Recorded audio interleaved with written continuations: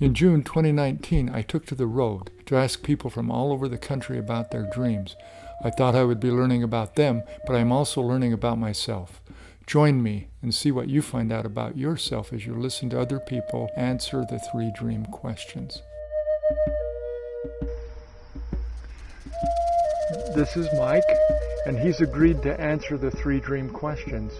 Are you ready, Mike? As I'll ever be. Okay. The first question is, what are your hopes? What are your dreams? What gets you out of bed every day? Oh God, what gets me out of bed every day is that they'll fire me if I don't go to work. But what are my hopes and dreams?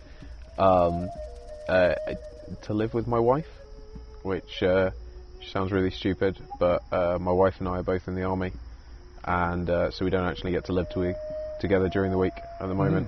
And what we both really want is to just get a place together and just actually be somewhere where we go to bed every night in the same bed, wake up together in the same bed every morning, and just have that time together. So what I'm hearing is your wife kind of said the same thing. Is relationship, you want to deepen the relationship that you have with your spouse. Yeah. Is what you're looking for. Is there anything, did that come from anywhere, this spouse thing, or is it something like, is it in your culture, or is it something that you've grown up with, or is it something you've discovered? My parents are really close. Oh. And I think my best friend a long time ago said that I probably find it quite hard in relationships because I've got this really, impossible ideal to live up to, that my parents are ridiculously close. But so I've always kind of been envious of their relationship. But more, it's just, you had kind of a modeling that went on as you were growing up. My parents are just together all the time. They really fucking love each other. But it's more that I'm fairly recently married, and so 2-3 years ago, all my hopes and dreams were about my career. Definitely, it was all focused on what I did for a living and sort of progressing and promoting and stuff. And since I met Gilly, that's just completely changed. It's not that I hate my job or anything, but that's no longer my priority. We're both getting, so we get posted in the army every 2 years. We change jobs, and you put in what's called a triple P, a posting preference performer, where you say which jobs you want to do, and you're supposed to look at the jobs that will give you the best career profile and the best chance of getting promoted and the most interesting opportunities. And whilst all those things are great, and I'd still love to be promoted and do really interesting jobs with loads of pay and loads of foreign travel and stuff, what I mainly want is I just want a job where I can live with my wife. I just want to, my priorities have massively shifted, and she's definitely my priority now. That's beautiful. That's beautiful. No, because in the end, I think I've heard it said many times that people at the end, everything comes and goes, but relationship is that constant that we always, not always, but people at the end say they wish they would have nurtured those relationships. That's beautiful. So you haven't always, you had your parents and stuff like that, and you had your job, and that kind of came in, and there were some intervening things that came in. Do you remember when you were small, some of your dreams, some of the things you wanted to be and do? Yeah, so I think I'm fairly unique in that I did live my dream. When I was about 6 years old, I decided that I wanted to do bomb disposal for a living, and that's like one of those, like being an astronaut or something, one of those stupid dreams, and so I did it. I went and became an 8O, an ammunition technical officer in the British Army.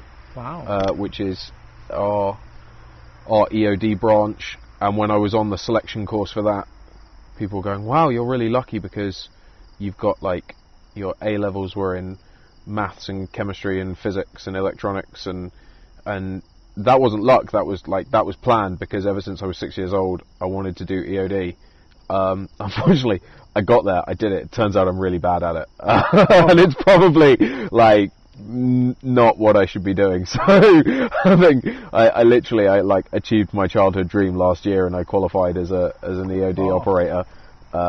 But it turns out I'm terrible at it. Not very good. And if at first you don't succeed, bomb disposal is probably not for you. Not those. I'm probably having like lived my childhood dream. It's probably time for me to move on. It's getting a little dark on us here, and everything's kind of darkened down on us. But I'm wondering about, is that been romanticized in Britain because of World War II or anything like that? Is there? Not it's. I think bomb disposal is pretty romanticized everywhere. Yeah. It's certainly. I mean, when I first wanted to do it because I watched a documentary when I was a little kid on pyrotechnics and special effects, and that sort of got me interested in it in that route. But certainly when I was younger and a teenager, Afghanistan and Iraq were very much in the news, and bomb disposal and EOD was like the very forefront and the cutting edge of that. And also in the UK, we've got the Troubles in Northern Ireland, and so EOD and bomb disposal has always been quite a prominent part of the British military, but I don't think it's particularly romanticized or anything in the UK. Yeah. I think it's pretty sexy wherever you go. Okay. No, I have a friend who's. We talked earlier about the Marines in the United States Marine Corps, and I've got a friend whose son was in the Marines, and he was doing the IEDs. His job was to go in and find the IEDs and get rid of those, and different stuff. So, yeah, I don't know how you guys do it. I don't know how you the nerve to do stuff like that. It turns out once you actually do the course, it's not nearly as exciting as the movies would have you believe. Okay. All right. Well, I didn't do the service.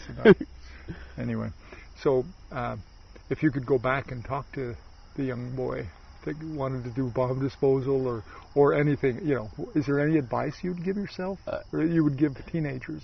Join the Navy. Well, specifically me, join the Navy. I joined the Army, and I ended up going, just purely coincidentally, I ended up going to the maritime branch of the Army. The Army's got its own weird little mini Navy, and I absolutely loved that, and that was fantastic. And if I could go back and have my time again, I'd have just joined the Navy from the start. But I'm a bit too old for it now. I've reached that age where going to sea for 2 years at a time is no longer as attractive as it was when I was 21. And you've got a beautiful wife. Well, exactly that. Yeah. But yeah, if I could have my time again, I would have joined the Navy instead of the Army.